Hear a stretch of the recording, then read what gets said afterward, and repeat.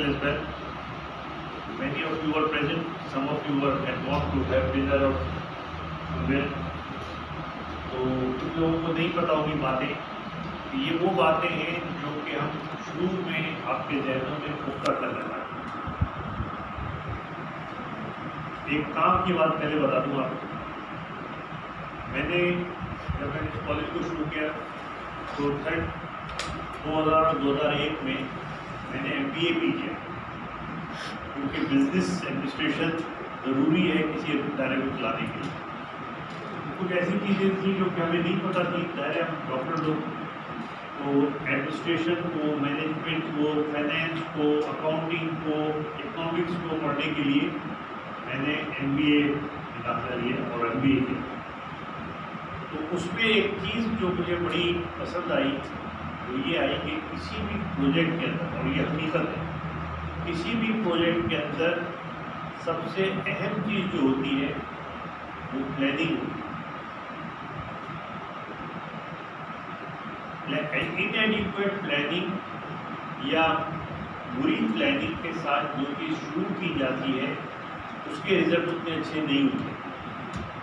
लिहाजा वो ये कहते हैं अगर आपके पास टाइम कम भी है तो प्लानिंग पे ज़्यादा टाइम खर्च कर लो, एग्जीक्यूशन आपकी अच्छी हो जाएगी। And this is true of everything. So that's why we are having this class. इसका टॉपिक अगर देखें आप, तो मैं राजीव साहब से नहीं बात कर रहा, मैं आप लोगों से बात कर रहा हूँ कि I am not your teacher, I will here, you are not my student. अब इसका क्या मतलब है? कल तो हम स्टूडेंट टीचर की बात कर रहे थे, अपनी तकरीर में भी कह रहा था मैं, और आपको हॉस्टल में भी आगे कह रहा था। Now I am saying I am not your teacher, so who am I and who are you? इसका जवाब आगे जाके आएगा। दरमियान से लोग ज्वाइन करेंगे तो ज़ाहिर देंगे। एक तो बात, सबसे पहली बात यह है कि एजुकेशन होती क्या है। आप लोगों ने 12 साल पढ़ लिए, क्या आपको पता है कि एजुकेशन के क्या क्या तरीके हैं, एजुकेशन हासिल कैसे की जाती है?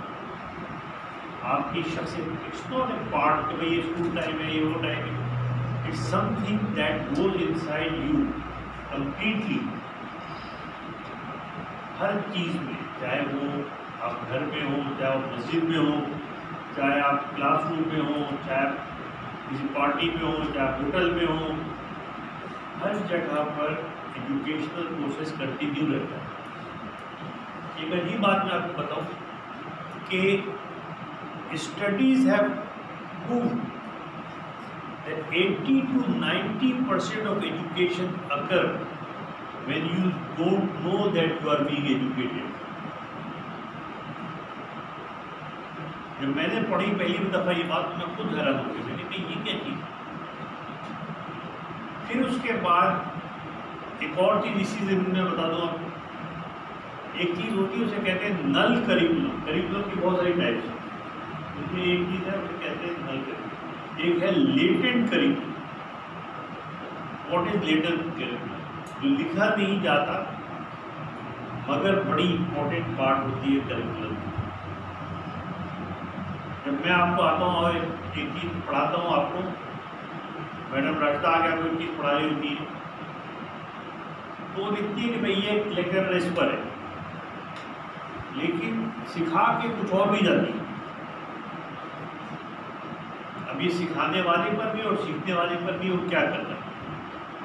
जितना बहुत सारी जिंदगी में चीज़ें ऐसी हैं, and education is definitely a prominent one of them, जिसको हम जितना समझते हैं उतना वो होती नहीं है, उससे बहुत बियॉन्ड होती है। और जो शख्स इस बात को इदराक कर लेता है वो बेहतर तरीके से सीख पाता है, बेहतर तरीके से एजुकेट हो पाता है, बेहतर तरीके। कल मैंने आपको बताया था ना, exams, results, percentage, pass fail, हम इससे एजुकेशन को नापते हैं। एजुकेशन इससे बहुत बियॉन्ड है, बहुत बियॉन्ड है।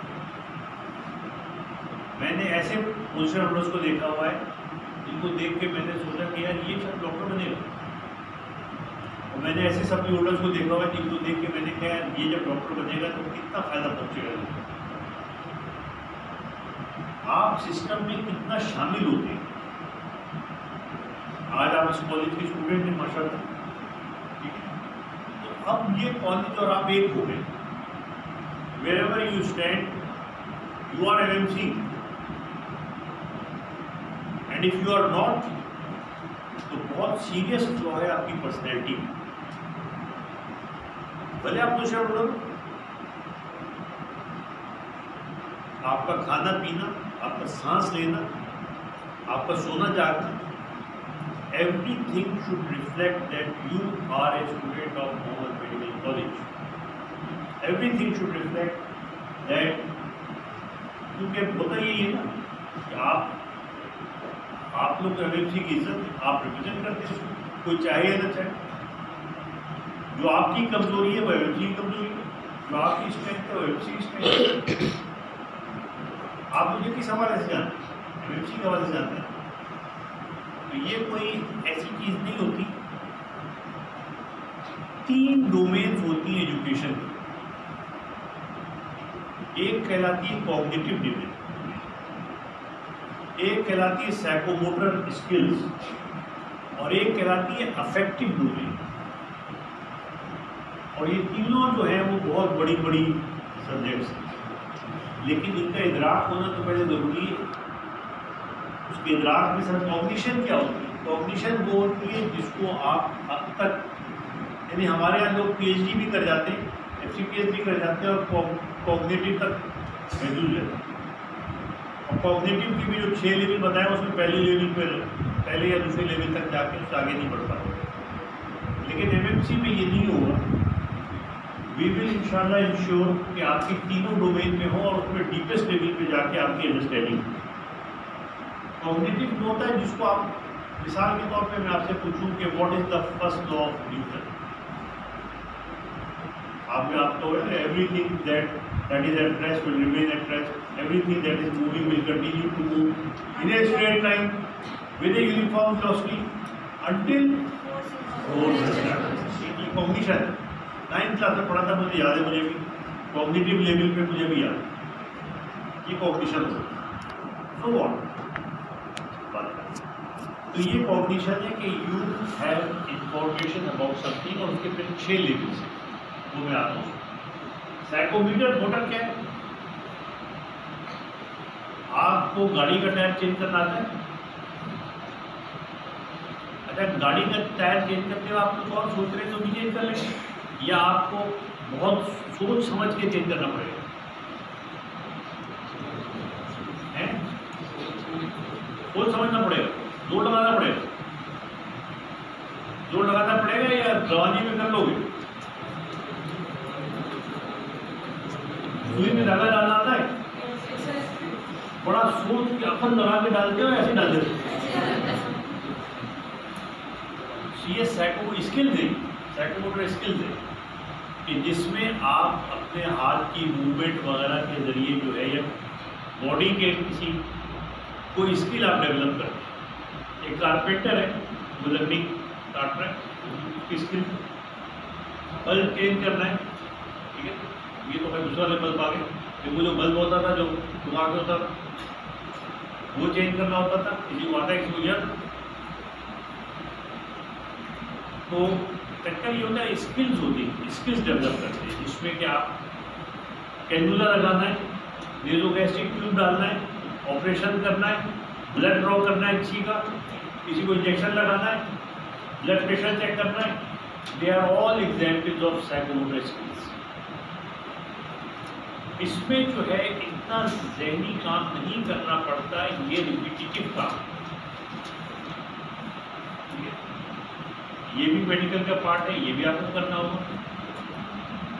अफेक्टिव जैसे प्रैक्टिकल है, प्रैक्टिकल के अंदर आपको शुगर चेक करनी है, और आप जो कुछ करेंगे उसके अंदर ECG करना है। फिजियोलॉजी में आपको ECG बताया जाता है। अब ECG में अब एक वक्त आता है कि खुद बखुद जमाए लेते हुए यहाँ पे लीड लगाई, यहाँ पे लीड लगाई, यहाँ पे लीड लगाई, यहाँ लगाई, यहाँ पता है क्या कहाँ लगी, कितनी बार लगाई नहीं है, मसला ही नहीं।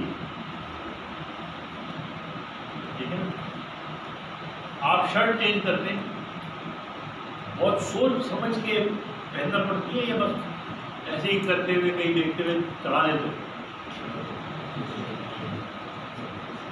स्किल नहीं, it has very small cognitive part, much of the skills part. एक आदमी पहली बार पहन रहा है, वो तो पता नहीं क्या किया है, ये कहाँ जाएगा, वो कहाँ जाएगा।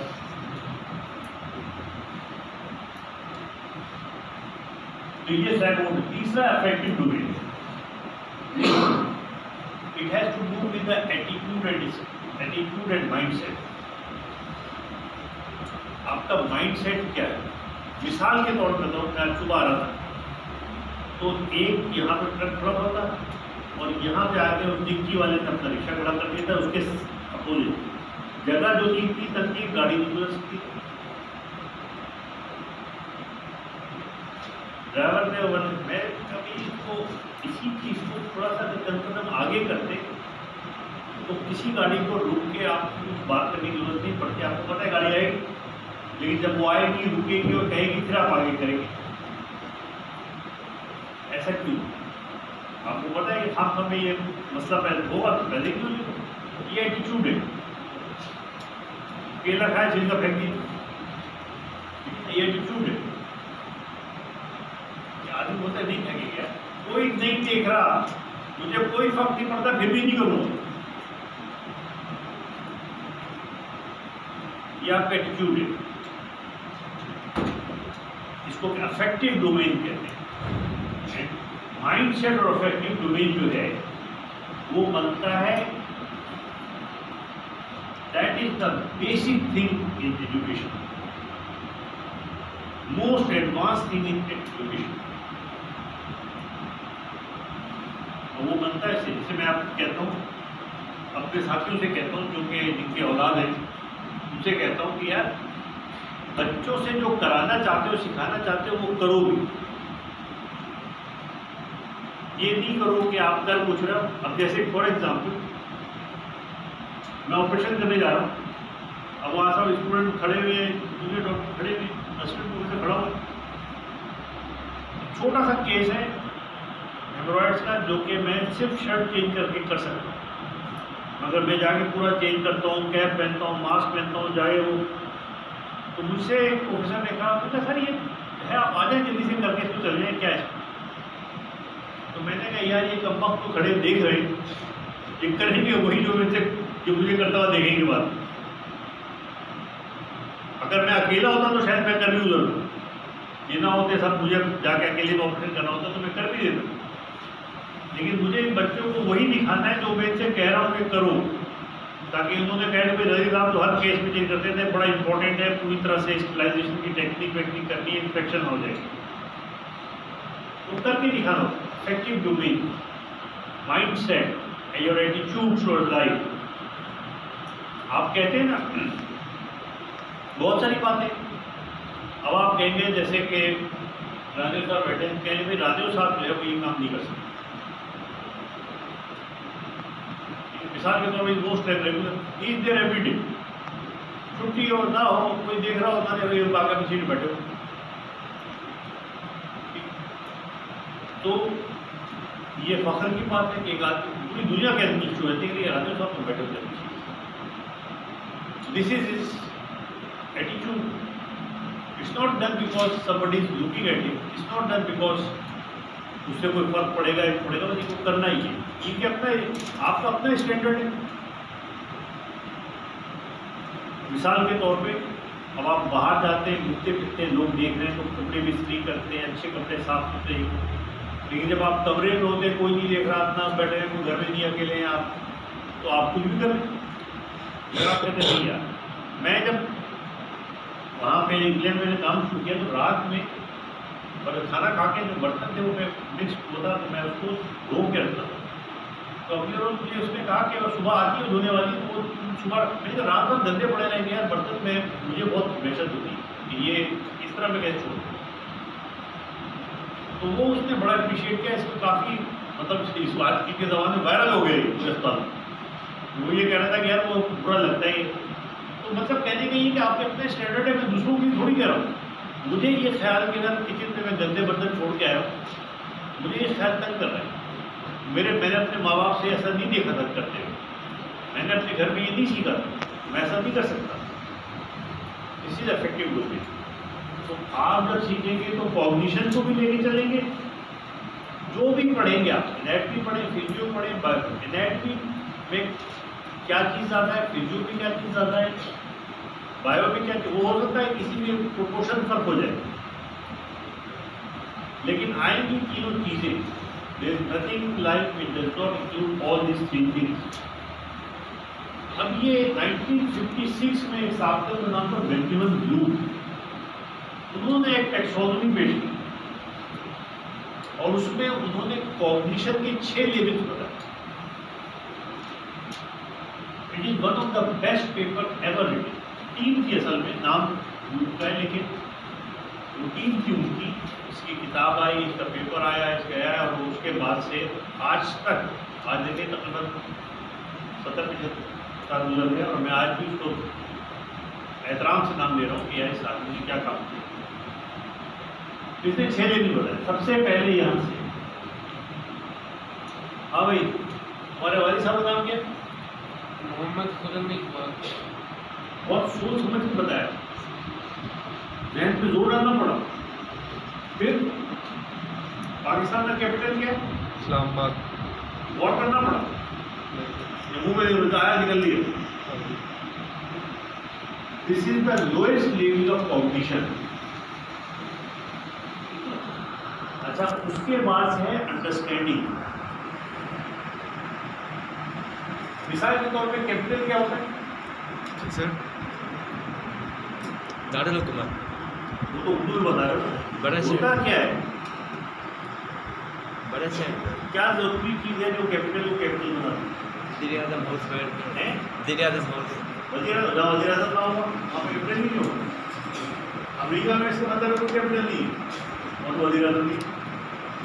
देखो ना, अब आपको सोचना पड़ गया यार, ऐसा जवाब बताऊँ जो कि, तो ये नेक्स्ट लेवल आ गई, उसके लिए अंडरस्टैंडिंग जरूरी है। फिर थर्ड लेवल है कि applying, are you applying it, how are you, ठीक है ना, मतलब रेडियस के पोस्टीरियर उसमें ग्रूव में जो है ह्यूमरस के पोस्टीरियर में ग्रूव होता है, उसके अंदर से रेडियस लग जा रही है, तो जा रही होगी, हम क्या करें? जब मिड ह्यूमरस का फ्रैक्चर होता है तो एक्सटेंसर मसल्स को सप्लाई करती है, वो सप्लाई खत्म हो जाए तो हैंड की डिफॉर्मिटी हो जाती है। अच्छा, ये इसकी एप्लीकेशन है, इसलिए हम पढ़ते हैं। तो आप थर्ड लेवल पे आ गए, जो कि होगी अप्लाई। मैं इसको बहुत बेसिक बता रहा हूँ, सो that you have the understanding of this. फिर एनालाइज करना, जब आप हम इंटरव्यू कर रहे थे, आपके पेरेंट्स आ रहे थे, आप आ रहे थे, तो हम आपकी चीज़ों को एनालाइज कर रहे थे, आपकी बॉडी लैंग्वेज को, आपके सेक्शन ऑफ वर्ड्स को, आपकी टोन को, आवाज़ की, आपके लुक को, आपके रिस्पॉन्स को चीज़ों से, वो सब, तो वो चौथे लेवल पर आ गए एनालिसिस में। फिर एवेल्यूशन, हमने कहा कि भाई ये इस तरह से इसको डिवाइड करते हैं, ये करते हैं, उसको अभी जब आपने आपको पहचान लिया तो एवेल्यूट करने शुरू किया। और आखिर में है क्रिएटिंग, इसकी जगह पहले लफ्ज़ था synthesis, and it means creation of new knowledge. ये बताओ, ये जो लड़के बैठे, इन सब का एवरेज ब्लड प्रेशर क्या है, पता है आपको? नहीं पता। किसी को पता है? जिसने नोबेल प्राइज दिया उसको पता है कि इस क्लास में जो ये 40 लड़के भी बैठे हुए, इनका एवरेज ब्लड प्रेशर क्या है? टेक्नोलॉजी क्या पता भाई, अंदाज़ा लगा सकते हैं कि शायद 120-80 हो, शायद 130-70 हो, मगर पता तो नहीं। अब ये खड़ा हुआ, उसने कहा कि चलो भाई इसका लो, इसका लो, इसका लो, सबके लिए नोट डाउन किया, उन सबको क्या टोटल उसका एवरेज निकाला। उन्होंने कहा मेरी क्लास के जो बॉयज़ हैं उसका सिस्टोलिक ब्लड प्रेशर और एवरेज जो है 140, इस वक्त 124 मिलीमीटर ऑफ मर्करी। ये नई नॉलेज क्रिएट हुई, this is synthesis of a new knowledge, he has created a knowledge, this is not research, creation of knowledge is. जब तक आप ये ब्लूम साहब ने इस पर डिवाइड किया, अब हमने एक और चीज़ आई है उसमें C1 C2 C3 कर दिया, उसमें उन्होंने दो मिला दिए, दो मिला दिए, दो मिला दिए, दो मिला दिए।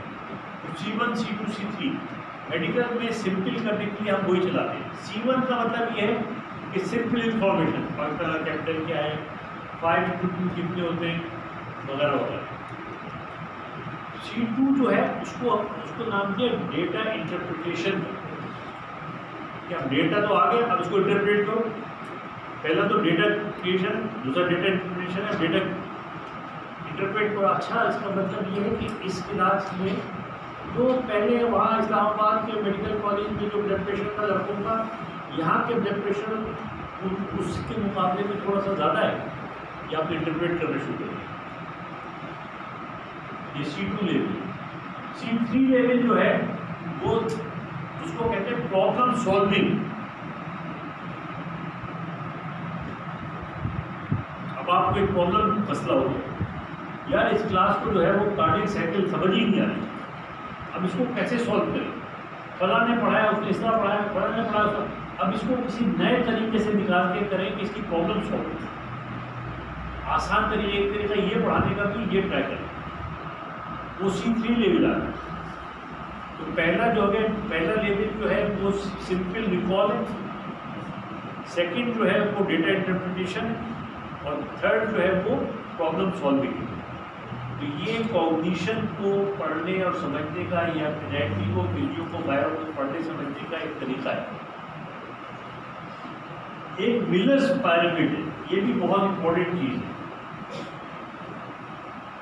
अब मिसाल के तौर पे ये मैं ख़ास तौर पे सर्जरी को सिखाने में इस्तेमाल करता हूँ कि अपेंडिसेक्टमी करनी है। पहला लेवल ये है कि उसको पता चले कि भाई इंसिशन कहाँ देना है, पहले कौन सी लेयर काटनी है, दूसरी कौन सी, तीसरी कौन सी काटनी है, फिर चौथी करके पेरिटोनियम खोलेंगे तो फिर वहाँ क्या पड़ा होगा, कैसे हटाएंगे, फिर अपेंडिक्स को निकालेंगे, फिर उसको इस तरह डिवाइड करेंगे, इस तरह बंद करेंगे।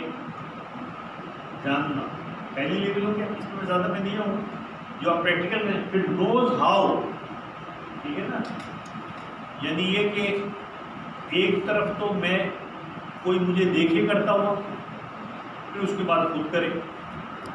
फिर शोज हाउ, करके दिखाए मुझे कि देखे सर, मैं देख लें, चेक कर ले कि मैं कर रहा हूँ, सही कर रहा हूँ, गलत कर रहा हूँ। Shows how. और चौथा लेवल डज, ये है ऑटोमेशन का, कि अब जैसे अभी ये बात है कि सुई में धागा डाल रहे हैं, मान लो गाना लगा हुआ है, सुई में धागा डाल रहे हैं, तो मतलब कोई और थोड़ी करना है। आगे जाके ऑपरेशंस भी ऐसे हो जाते हैं कि आपको पता है, आपको ऑटोमेशन हो जाती है, पता है ये करना है, ये करना है, ये करना है। इसीलिए मैं एक बात कहता हूँ कि चीज़ों को सही तरह से करो, शुरू से। मुझे एक बुरा स्टूडेंट जब मिलता है सर्जरी में, जिसको सर्जरी की गलत तरीके से कहीं से सीख के आया हुआ है, तो मुझे बड़ी परेशानी होती है। और एक ऐसा होता है जिसको कुछ नहीं आता, उसमें मुझे इतनी परेशानी नहीं होती, क्योंकि वो तो ब्लैंक है, कागज है, जो चाहो लिख दो इसके ऊपर। लेकिन एक है जिसके ऊपर सब बाह्य चीजें लिखी हुई है, उसको कैसे सही करूं, ठीक है ना। तो लिहाजा शुरू से, अभी पहला रोज है आपका, शुरू से चीजों को सही रखो, क्योंकि बाद में one of the most difficult skills in life is to unlearn. क्या? अनलर्न। जो सीखा है उसको हटाओ पहले दिमाग से, और फिर दूसरी चीज पर आओ। बहुत मुश्किल काम, बहुत ज्यादा एफर्ट चाहिए, बहुत कम लोग कामयाब हो पाते। मेरे पास एक प्रोफेसर है, वो बताया उसने नोट गलत लगाता था, किसी ने गलत सिखाया तो उसने मैंने जोर लगा दिया बहुत, मगर वो वैसे ही लगाता है। जब मेरे सामने होता जोर लगा के सही कर देता है, मगर जब ऑटोमेशन में पहले लगाता। अब मैं कहता हूँ यार, जिसने इसको सिखाया उसने क्यों ऐसा गड़बड़ कर। पहले रोज से बेसिक चीजों को सही रखो, गलत होने दोगे आगे जाके। कोई फारसी का शेर है, उसमें यह है कि अगर पहली ईंट बुनियाद में टेढ़ी लगे तो तो वो इमारत बनते बनते चाहे सितारों तक पहुंच जाएगी तो भी टेढ़ी रहेगी। चुनांचे पहली ईंट का सही लगाना बहुत जरूरी है। ये इंसान का कैरेक्टर है, इंसान का मिजाज है, इंसान की सोच है, इंसान की अक्ल है, इंसान का क्या, ये सब उसी तरह है कि शुरू से सही रखो। मिसाल के तौर पे जो हमारे मिसाल बैठी हुई, हमारे पास लोग आते हैं, वहाँ से पढ़ गया, वहाँ से पढ़ गया, ठीक है चलो बताओ पेशेंट को क्या है, सर इसको अल्ट्रासाउंड में कोई लिथेसिस है, तो यार पहले हिस्ट्री बताओ, फिर एग्जामिनेशन इंस्पेक्शन बताओ, पाल्पेशन बताओ, पाल्पेशन स्कोर बताओ, फिर इन्वेस्टिगेशन। तुमने शुरू में आदत खराब पड़ी हुई। आप हमसे जो अगर मुझसे पूछें अगर आप कि इस पेशेंट को ज़रा डिस्क्राइब करें, तो मेरे मुँह से वो निकले गलत तरीका, क्योंकि आदत ऐसी पड़ी हुई है कि वो पैटर्न मेरे मुँह से उसके अलावा निकल ही नहीं पाता। 30 साल से मैं उसी तरह बता रहा हूँ, तो आदमी वही मुँह से निकले। ठीक है, तो मैं अगर शुरू से सही आदतें पड़ेंगी तो आगे जाके आदतें सही रहेंगी, और शुरू में अगर गलती हो गई तो आगे जाके जब तक आप सितारों तक पहुंच जाएंगे तो टेढ़े के टेढ़े रहेंगे। सोच होती आदमी की, जैसे कि ज़्यादातर मर्दों को अपनी बीवियों से शिकायतें होती कि वो उनकी कदर नहीं करते। तो एक दिन एक बीवी किचन में काम करके खिड़की से उसने देखा कि एक आदमी यूँ करके जूम करे, बहुत लगा रहा है, यूँ कर रहा है, यूँ जा रहा है, बहुत बोल रहा है। तो शौहर आया तो उसने कहा कि एक तुम हो, एक देखो, मैंने देखा आदमी वो शौहर से बोल रहा था ऐसा उड़ा। तो उसने कहा, शौहर ने कहा कि बेगम वो मैं ही तो था, तुम्हें इम्प्रेस करने के लिए मैंने उड़ना सीखा है। मैं जब भी मैं कहूँ कि टेढ़ा क्यों उड़ रहे थे, टेढ़ापन अपने दिमाग में मत आने दो, अपने दिमाग को सीधा रखो, सही रास्ते पे लगाओ, सही तरीके से शुरू से। तो ये जो है इसकी मिलर्स पैरामीटर होगी। अच्छा, अब ये जो है, अब आते हैं क्या था टॉपिक, इस लेक्चर का टॉपिक क्या था? आई am not your teacher, your not my. अब इसके वापस आता, ये जो है harden is one of the biggest name in medical education. अभी भी माशाल्लाह जिंदा है। और मैं जब मैंने मास्टर इन मेडिकल एजुकेशन किया दिल्ली से, तो उस वक्त ये I had the privilege of reading it. बड़े आदमी से मुलाकात हुई, बड़ा आदमी, बहुत बड़ा काम किया, बहुत अच्छा काम किया। इसने ये स्पाइसेस मॉडल, और इसने कहा ये सब है जो हो रहा है दुनिया में, और ये वो है जो कि और ये वो है जो होना चाहिए। और इसने ये बनाया कि इसमें आप कहाँ खड़े हैं। इसने कहा एजुकेशन, मेडिकल एजुकेशन जो है वो टीचर बेस्ड है। फिर नदीम साहब जो कहेंगे वो होगा, जो चाहेंगे वो होगा, और सीखना किसको है? आपको सीखना। तो लिहाजा इसके बुनियाद को नदीम मोहम्मद से शिफ्ट करके स्टूडेंट को लाया। This is the spices model. S stands for students. दूसरी बात क्या है? Passive acquisition. आप तो बैठे सुन रहे हैं, लेक्चर सुन लिया आपने, किताब पढ़ ली आपने, no, these are all passive things. Active होना चाहिए, आपको एक्टिवली इन्वॉल्व होना चाहिए लर्निंग, पैसिवली नहीं होना चाहिए। ये क्या होता है? सवाल तो करने चाहिए, करके देखना चाहिए, मुस्तकिल अपने आप को एक्टिव करना चाहिए। ये नहीं कि दिमाग को जोर लगा के चीज़ें याद कर रहे हैं, ये गलत है। इसीलिए मैं इन किताबों के खिलाफ हूँ जो कि आती ना आसान आसान किताबें, फिरदौस और मुझे फिरदौस पता नहीं, ये सारी किताबें जो है ना, ये सब बेकार भैया किताबें जो आपकी बुनियाद खराब कर। फिर उसके बाद है passive acquisition, problem based. Problem based का मतलब क्या हुआ कि मैंने आपसे कहा कि a man has come with a fracture at humerus who has got a wrist problem. Please explain कि क्या हुआ, क्या चीज़ मुतासिर हुई, कहाँ पे मुतासिर हुई, उसकी ब्रांचेस कहाँ कहाँ है, वगैरह वगैरह। अब आपने कहा फला नर्व होगी, फला जगह से निकलती है, उसकी फला ब्रांचेस होती है, लेकिन जहन में वो आदमी, मैं आपको इसकी एक और वाक़या सुनाऊँ, बड़ा मेरा वाक़े के वहाँ पे यूके में रॉयल कॉलेजेस ने 25 आदमियों का एक टूल बनाया कि आप सारे MCQs जो आते हैं फारसीस वगैरह में उनको सही करें। पुराने दे दिए हमको, और फिर तो मैंने कहा बात तो बिल्कुल बेकार थी। तो मैंने कहा कि इसमें हम 3 में डिवाइड करें, एक तो वो जो बिल्कुल ठीक थे उनको उठा के एक तरफ कर दिया, एक वो जो बिल्कुल खराब थे, सही हो भी नहीं सकते तो उनको उठा के फेंक दिया, एक वो तीसरा ग्रुप वो था कि जो इनमें कुछ खामियां थी मगर वो थोड़ा सा चेंज करके सही हो सकते, उन पर काम शुरू कर दिया, और जिनको फेंक दिया उनकी जगह रिप्लेसमेंट, तो ग्रुप बना। तो एक रोज़ ग्रुप था, उसमें स्किन के ऊपर जो है वो स्किन पे pathology of surgical pathology of skin पे सवाल।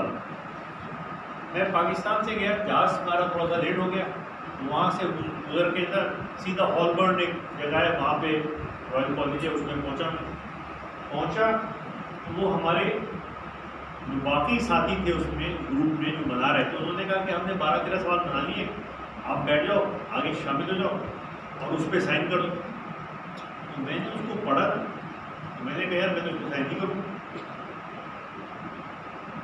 वो अंग्रेज थे, पैथोलॉजिस्ट सारे, उन्होंने कहा आप क्यों साइन नहीं करेंगे? मैंने कहा सही है भी नहीं। उन्होंने कहा क्यों सही नहीं? मैंने कहा आपने कहा है कि माइक्रोस्कोप में देखा तो हमें ये मिला, MCQ यहाँ से शुरू है। मैं ही चाहता हूँ कि आप ये कहें कि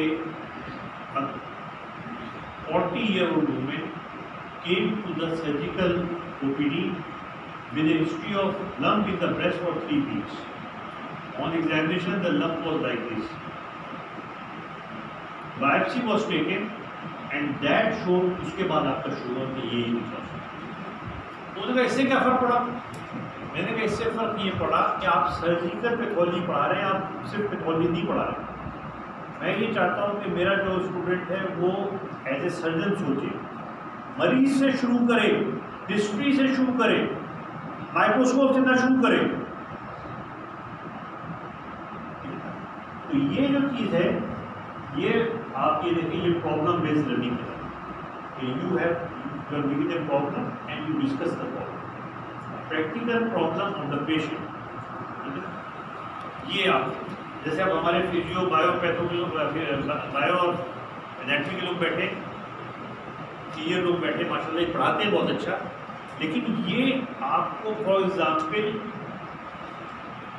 एनाटॉमी नहीं पढ़ाएंगे, ये आपको ह्यूमन एनाटॉमी तो प्लांट्स की भी होती है, ये आपको ह्यूमन एनाटॉमी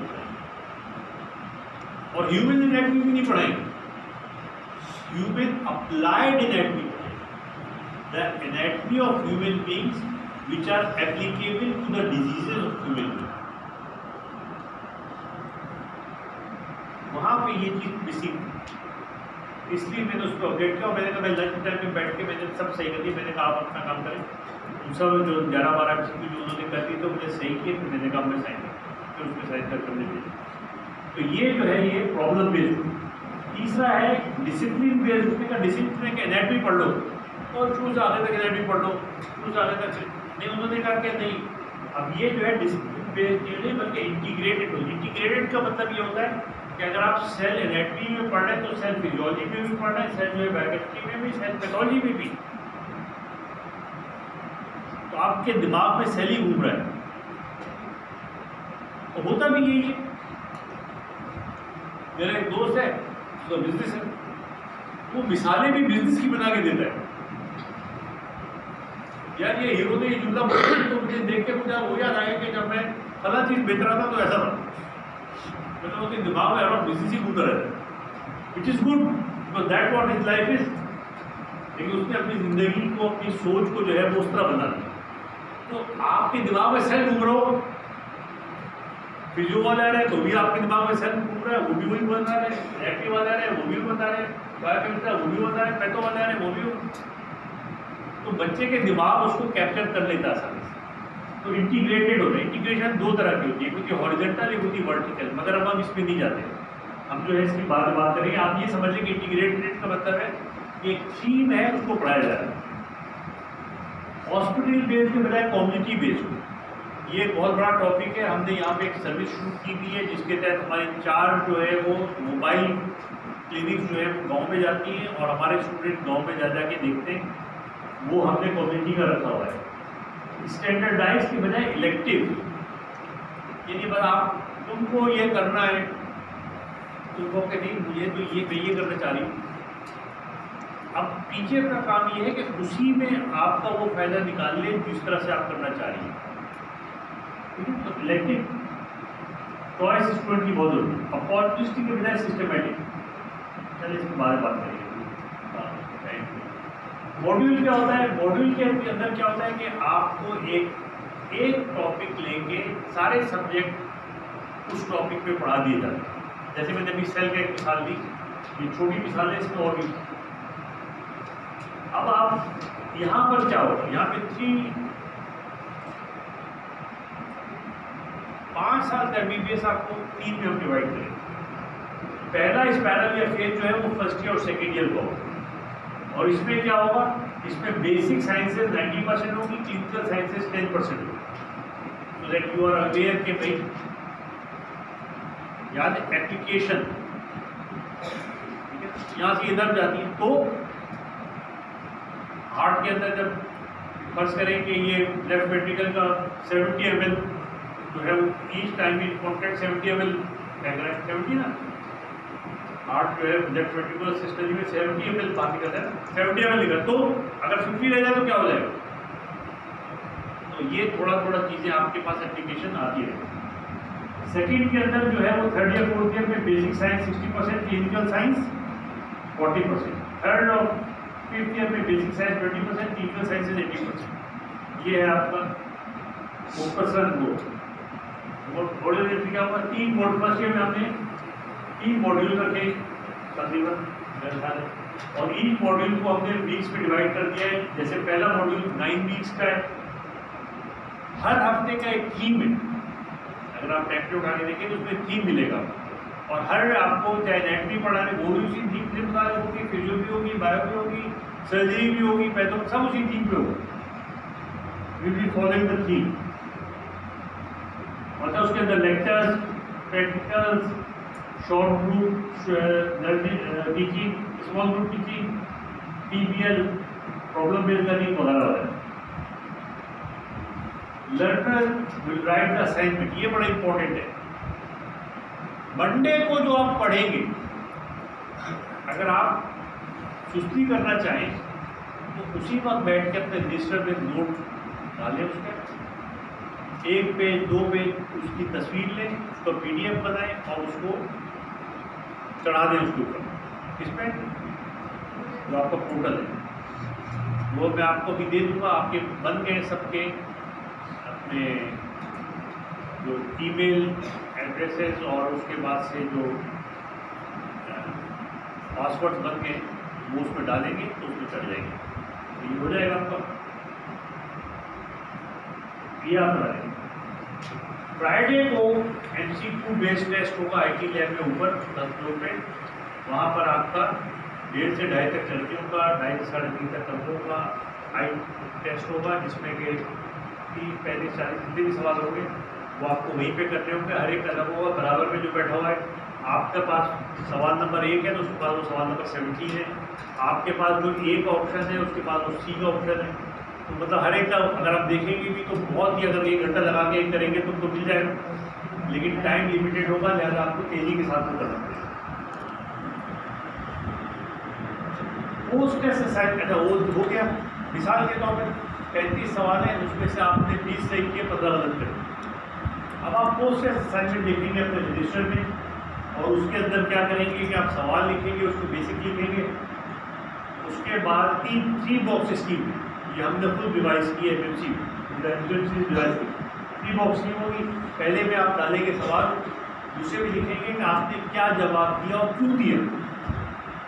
मैंने ये समझ के मेरा ये हो सकता मैंने ये जवाब दिया, अब अगर सही था वो जवाब तो खत्म होगी बात, बी पे खत्म हो गया, लेकिन गलत था तो सी में आप जाएंगे और हम उसके जो एमसीक्यू बनाएंगे उसके नीचे एक्सप्लेनेशन भी लिखेंगे कि कौन सा एप्पल क्यों गलत कर, तो वो आपको अवेलेबल होगी। अब आप लिखेंगे कि अब मेरी समझ में आ गया है कि ये चीज़ यूँ होती है और मुझे ये करना चाहिए। चुनांचे इससे फ़ायदा ये होगा, ये गलती जो आपने की है, होता क्या है, गलती करें आप उसका किताब पढ़ते रहे वही गलती रिपीट होती रहे। लेकिन 3 बॉक्स स्कीम में ये होता है कि एक बार गलती अगर हो गई है तो वो इतनी अच्छी तरह रिमूव होती है कि फिर दोबारा इंसान एनुअल एग्जाम में या कहीं भी जिंदगी में दोबारा वो गलती रिपीट नहीं करता। आपके 2 कोऑर्डिनेटर डॉक्टर साकिब और डॉक्टर शाह हमने जो है वो आपके चेक करेंगे और साइन करेंगे। आपने जो असाइनमेंट जमा कराई है वो डेली चेक होगी और उसके बाद वो उसके ग्रेड मिलेंगे, वो आपको मिलेंगे। उसमें कमेंट्स भी होंगे, ये तुमने क्या लिख दिया, इसको ऐसे लिखना चाहिए, फलां को इस तरह करना चाहिए। ये बॉक्सेज हैं, 3 बॉक्स है, इसको बाद में पढ़ लेना पड़ेगा तस्वीर कीजिए। लेकिन ये कि ये इस तरह से आपके 3 बॉक्सेस की इस तरह, ठीक है। अब आप लोगों को 2-3 बातें और आईटी डिपार्टमेंट की तरफ से करनी तो हो रही है, होगा ये अब कि आपको मैं बॉयज़ में से आप लोग में से कोई भी देखो सारे बॉयज़ के नंबर लेके एक व्हाट्सएप ग्रुप बनाए, उसका मैं उनका कोऑर्डिनेटर एडमिनिस्ट्रेटर जो भी होता और वो सारे बॉयज़ उसके अंदर मैं उसमें शेयर कर दूँगा आपको, आप लोगों के ईमेल एड्रेसेस जो बने तरफ से और आपका पासवर्ड आप जाकर उसको चेंज कर दो, पासवर्ड को गूगल पे जाके चेंज कर। एक वीडियो भी मैं आपसे शेयर करूँगा कि आपको पोर्टल पर अपनी चीज़ें कैसे चलानी, ठीक है। तो जो पोर्टल उसमें होगा उसमें आप एक पेज का यही क्लास का ही लिख के और चला दें उसको, तो इतनी उसमें आपको जाके घर बैठ के पूरी मेहनत करना चाहे तो करें, लेकिन ज़रूरी नहीं और वो हाथ से लिखा हुआ होना चाहिए, टाइप किया हुआ या कॉपी पेस्ट किया हुआ चीज़ नहीं चलेगी। डायग्राम बनाते हैं डायग्राम बनाए, बहुत सी बात टेबल बनाए टेबल यहाँ से लिख लें, उसी में ऐड कर दे जाकर चीज़ें बात, ठीक है ना। हम आपकी डिजिटल लाइब्रेरी भी डेवलप कर रहे हैं, वो भी इंशाल्लाह आपको मिलेगी और उससे भी चीज़ें होती हैं। तो these are the few things that मैं आपके साथ शेयर करना चाहता था। जहाँ तक वाईफाई का ताल्लुक है तो भी मेरी बात हुई है रिपेयर से, तो वाईफाई में क्या होगा आपका कि आपको वो बताएंगे कि किस तरह से आपके पास जो डिवाइस है, मिसाल के तौर पे आपके पास एंड्रॉयड फ़ोन या आईफोन या लैपटॉप है, उसका एक नंबर होता है, वो देंगे उनको और उसके नाम पर जो है वो आपको वाईफाई इंस्टॉल करेगा। वो जहाँ भी आप जाएंगे कॉलेज के अंदर वो आपका अटैच होगा, आप जाके उसको डाल सकते हैं, ठीक है।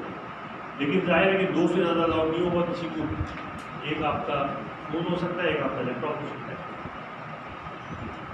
तो इस तरह से आप अब आप बताइए कोई सवाल है? ज़्यादा हो गया नहीं? तो समझ में आया, सब ऊपर से गुजर गया।